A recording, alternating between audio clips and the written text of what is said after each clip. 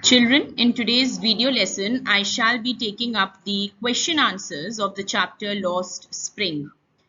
We have completed nearly half of the chapter. So children, whatever questions can be formed till where we have done, I will be giving you a detailed explanation of those answers.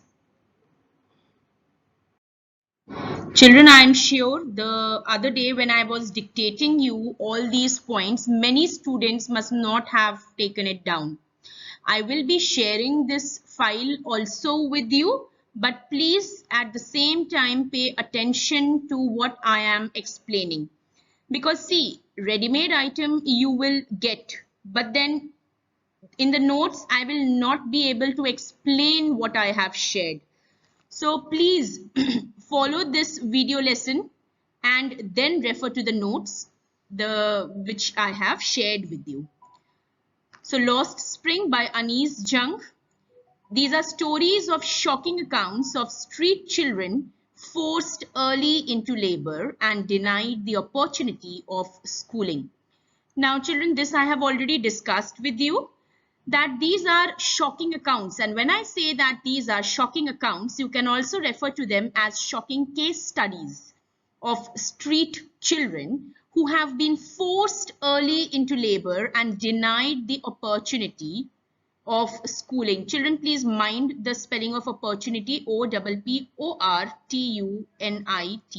opportunity of schooling. It portrays the broken spirit of migrant children. Portrays the broken spirit of migrant children. What do you mean by this, children?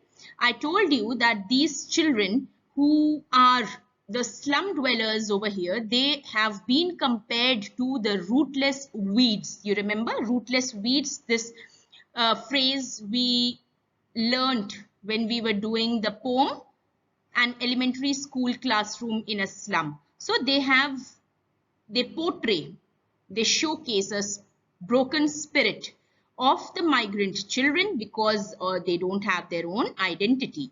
They are like rootless weeds who have had to leave their village due to reasons like poverty, war, caste, etc. I also added natural disasters, children. They constantly face social stigma and exploitation. The role of society towards them is apathetic or indifferent. Okay, there is no sympathy towards these children. They are considered to be the marginalized section of the society and have been reduced to a non-entity. They have no familial or monetary support. Let us move on to the next slide now, children. Now, who are the migrants? Migrants, they live on the fringes or the periphery or the outskirts. Another word, periphery, fringes, outskirts of big cities in illegal colonies and do menial jobs for survival. I have already given you a word for menial jobs, odd jobs for survival, and they constitute the marginalized communities. Next question now, who is Sahib?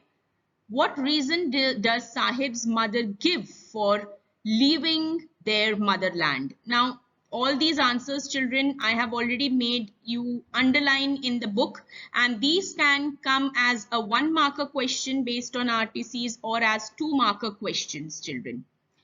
How did Sahib manage to embarrass the author? Yes, embarrass the author. You will be answering this in the context of the conversation that was shared between Sahib and the author Anees Jung, children. Okay, when Sahib innocently asks that where is your school? When can I come to study? So I had told you that there was a contrast between the world of the children and the world of the adult, innocence versus hypocrisy. So you will be answering in this context only. How did Sahib manage to embarrass the author? So you will be drawing a contrast between the world of innocence and the world of hypocrisy as portrayed by the adults. In this case, the author. How is Sahib's name ironical? Again, an important question, children. Now, the question that we have just done, that is, how did Sahib manage to embarrass the author? Now, this is also an important question, children, from examination point of view. All 2-marker questions I am discussing. How is Sahib's name ironical? Sahib's full name is Sahib-e-Alam, which means the Lord of the Universe. It is in total contrast to the reality of his existence. And why is it so? Because he is a Bangladeshi migrant and a poor barefoot rag picker who has to scrounge garbage dumps for survival. Of course, a Lord of the Universe is not expected to scrounge garbage dumps for survival. But then this is what the reality of Sahib-e-Alam is, and hence his name is ironical. Okay, let us move on to the next slide now. Does the author find the explanation given for not wearing shoes plausible? Children, plausible here means believable. Now, what was the context? Children, you first will be reading in the book on page 14. It is written, over the months, I have come to recognize each of them. Why aren't you wearing chappals? I asked one. My mother did not bring them down from the shelf, he answers simply. So this is the answer that the author gets, that the mother did not bring them down from the shelf. So do you think the author, Anees Jung, found this answer believable, plausible? What does he say? What does she say later? Even if she did, he will throw them off, adds another. So another child adds to it that even if the mother would have brought down the chappals, he would not have worn them, but he would have thrown them away. Who is wearing shoes that do not match? Children, I told you yesterday that the two conditions that are prevailing for the children are, what are the two conditions? Either they have no chappals, or the chappals that they have, they are ill-fitted, right? So these are only the two possible conditions for them. Any clause, any condition wherein they can fit comfortably does not exist. So are you seeing the metaphorical meaning? Apart from the literal meaning, children, there is a metaphorical meaning also in it, that the condition where they can fit in or something that they can call their own does not exist. So of course the author did not find the explanation plausible.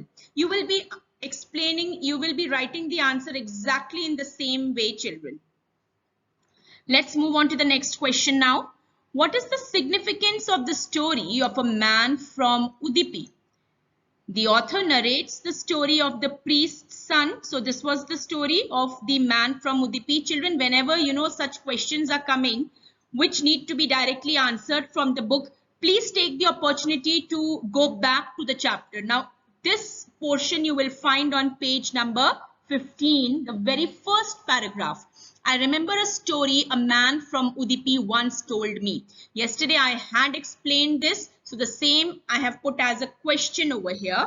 So you will first read that paragraph and then you will move on to the explanation. And do exactly the way I am telling you, children. You will be able to answer each and every kind of a question that comes your way. So prepare yourself for that. Okay, let's move on with the explanation. The author narrates the story of the priest's son to emphasize the stagnant life of the rag pickers in Simapuri. I was explaining this to you yesterday, children, that the gulf between the haves and the have-nots, it is only and only widening. Okay, so it is the stagnant life of the rag pickers in Simapuri, where they were as if they are doomed, as if there is no second chance for them. There is no scope of a bright or a future that is full of hope. So theirs is a stagnant life. With the lapse of time, there has been change in the life of the people, like the son of the priest. Of course, they belong to the upper, the rich class, isn't it? The priest, the high caste. But there is no change in the lives of the rag pickers like Sahib, who continue to remain shoeless. Shoeless, why? Again, because they have not been exposed to that bright and promising world, isn't it? They just feel that their destination is still the garbage dump or that junkyard where they need to go and sell what they have collected. For them, this is their world. They have not seen beyond. They don't have that scope. They did not get that opportunity. Hence, the gulf is only widening, and the lives of rag pickers like Sahib they continue to remain shoeless. Children, use all these points to write your answers. You know, this is a 2-marker question, but you can elaborate it and you can make it a 5-marker answer also. Okay, let's move on to the next slide now. How is Simapuri on the periphery of Delhi, yet miles away from it metaphorically? Children, very important question from an examination point of view. And it's a 5-marker question. See, I have already explained to you what you mean by the literal meaning and the metaphorical meaning. Children, the literal meaning over here is that Simapuri is on the periphery or on the outskirts of Delhi. Okay, yet miles away from it metaphorically. Yesterday, I was using a term, children, on the face of it. See, with that phrase only I have started this answer. So let us move on to the explanation part now. On the face of it, Simapuri is on the fringes or the borders of Delhi, but it is untouched by the glitter, glamour, comfort and luxury that Delhi has to offer. So Delhi is a developed city. It's a metropolitan city, children. So it has opportunities, it has glamour, glitter, the hustle and bustle, the busy life of the people. Okay, there is comfort, there is luxury, no doubt. But it is like a far-fetched dream for these people, these slum dwellers, the people of Simapuri.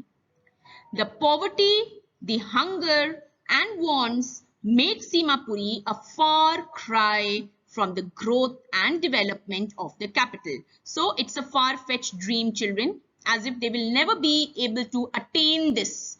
The comfort, the luxury, the glitter, the glamour which this metropolitan city offers.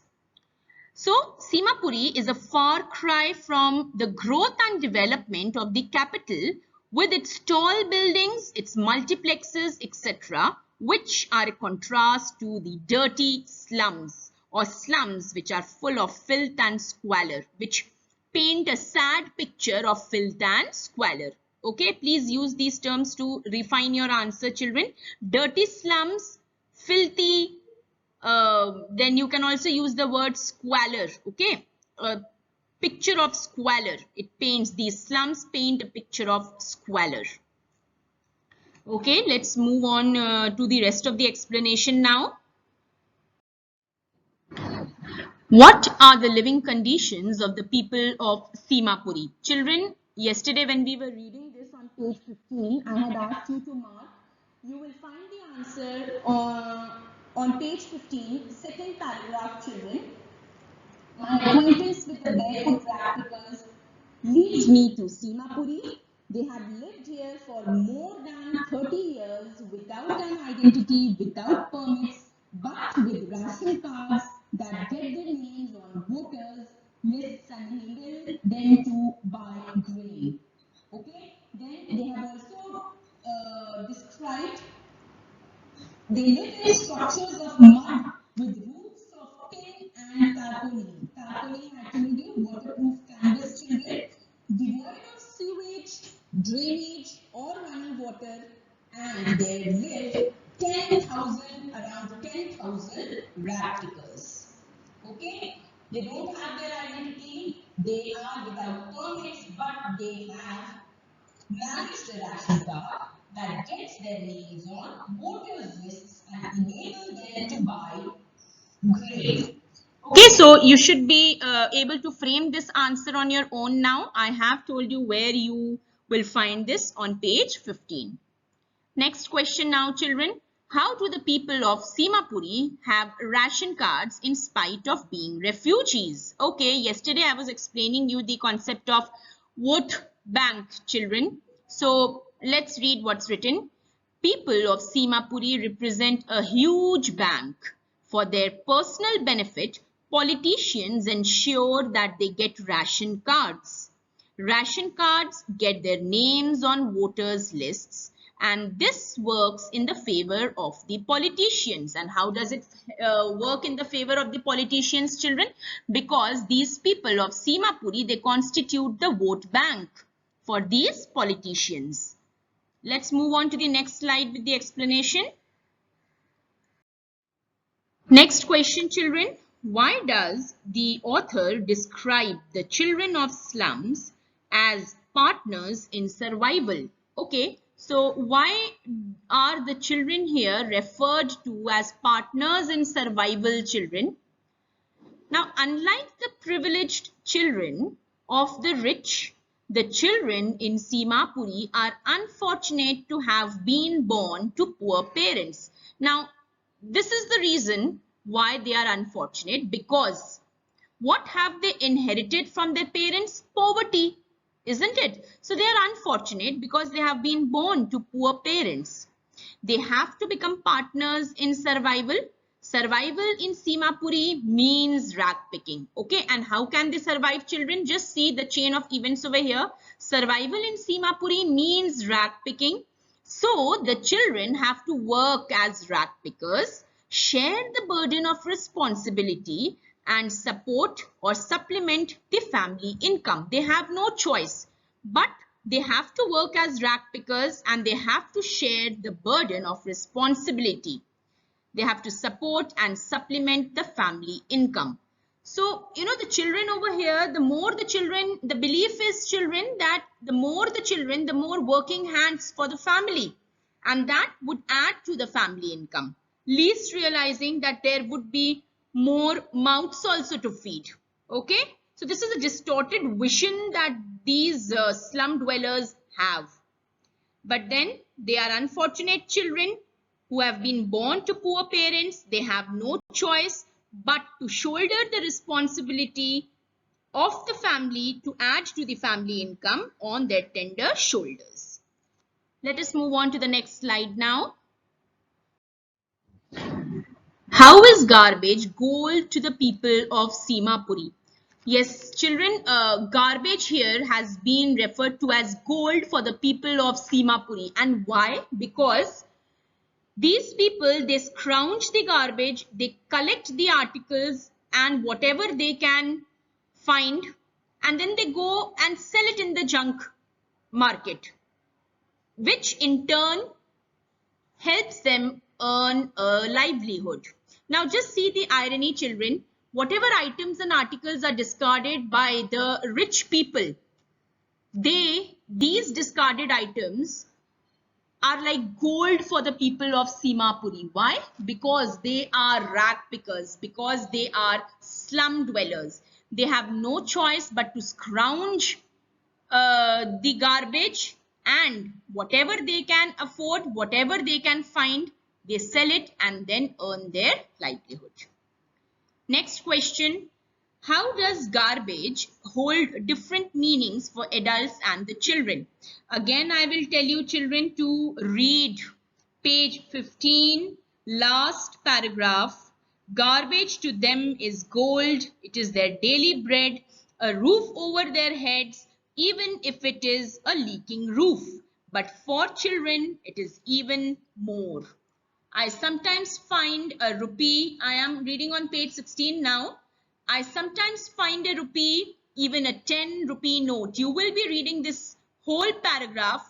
I have already explained to you that how the garbage, it has a different meaning for the children and a different meaning for the adults. So let us read what is written now.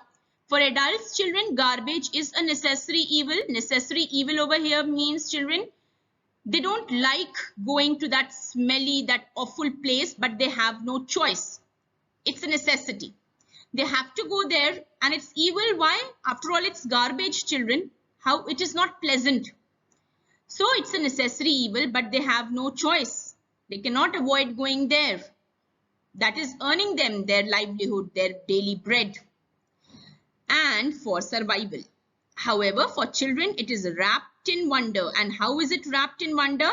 For them, it is nothing less than a treat or a bonus. I told you yesterday that if they will find a 2 rupee coin or a 10 rupee note, they will definitely run to a nearby shop or an eatery and treat themselves, right? So it's like a bonus for them, a treat, a blessing in disguise. Yes, this is another term that you can use, children. For them, it is like a blessing in disguise. Okay, let's move on to the next question now. Children, a little more explanation to that question. Okay, if they happen to find a rupee note, what happens? They become thrilled and they scrounge it more eagerly in the hope of finding more. So they are filled with hope and with enthusiasm and vigor. What do? They eagerly scrounge the garbage in hope of finding more. Okay, now let's move on to the next question. Children, a little explanation of that question, of the same question that I was discussing with you. Okay, they find a rupee note and this makes them thrilled. And what do? With a lot more energy and enthusiasm and with hope, they scrounge it more eagerly. Eagerly means as if they are waiting to find more. They are hopeful that they will find maybe a 2 rupee coin or a 5 rupee coin that will shine, or if they are lucky enough, they could also find a 10 rupee note in the hope of finding more. Okay, now let's move on to the next question. How are shoes with a hole a dream come true for Sahib? Let's read the explanation. Although Sahib loves the game of tennis, it is out of his reach because it is too expensive a game and he would never get a chance to play it. Okay, children, on page number 16, we were reading that one winter morning, third paragraph I'm reading on page 16. One winter morning, I see Sahib standing by the fenced gate of the neighborhood club, watching two young men dressed in white playing tennis. I like the game, he hums, content to watch it standing behind the fence. I go inside when no one is around, he admits. The gatekeeper lets me use the swing. Now, children, you know, he does not have much to say about the game. Though he admits that he loves the game, but then he does not have much knowledge of the game. He does not have much information about the game. Why? Because he cannot afford it. It's a very expensive game. It is out of his reach. So he can enjoy it as a mere spectator. And he would never get a chance to play it. He is content to just watching it. So he is a mere spectator. He has never owned a pair of shoes. For him, the discarded tennis shoes of a rich boy are a dream come true even if they have a hole in them.